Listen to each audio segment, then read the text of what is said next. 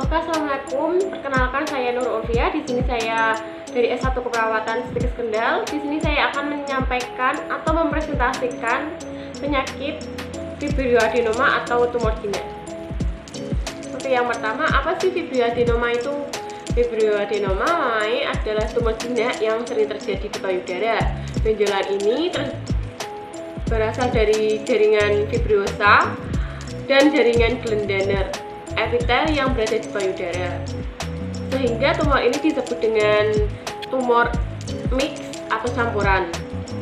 Tumor tersebut dapat berbentuk bulat atau oval, bertekstur kenyal atau padat, dan biasanya nyeri atau gatal.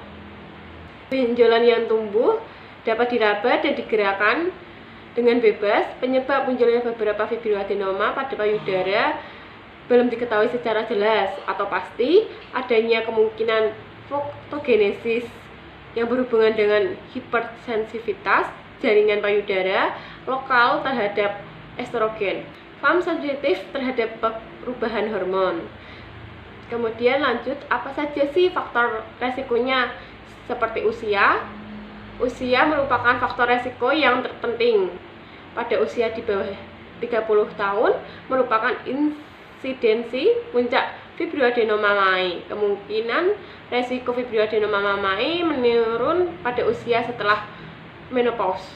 Kemudian pengaruh hormonal dapat berasal dari hormon estrogen dan androgen. Estrogen berupa pemberian terapi hormonal, estrogen maupun progesteron. Pemakaian hormogen estrogen ini tidak merubah resiko terjadinya FAM.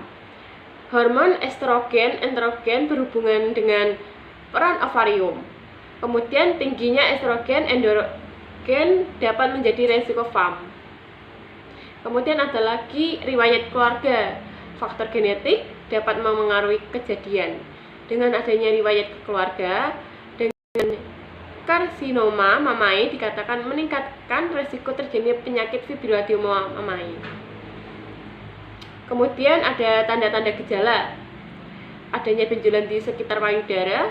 Kemudian fibroadenoma mammae bisa diraba dengan digerakkan dengan bebas. Kemudian fibroadenoma dapat ditemukan dimanapun di payudara. Kemudian berbentuk bulat atau oval dengan benjolan yang mudah dibebaskan, dirasakan dengan bebas. Dan kemudian batasannya itu, pinggirannya itu keras. Kemudian pemeriksaan fibroadenoma. Orang-orang dapat melakukan deteksi dini, pemeriksaan payudara sendiri atau sadari. Kedua, ada mamografi. Pemeriksaan mamografi terutama berperan pada payudara yang mempunyai jaringan lemak yang dominan serta jaringan fibroadenoma luar yang relatif sedikit. Kemudian yang ketiga ada USG untuk mendeteksi luka-luka pada payudara pada usia muda karena fibroadenoma pada wanita muda tebal sehingga tidak terlihat dengan baik jika menggunakan mamografi. Dari saya sekian, terima kasih.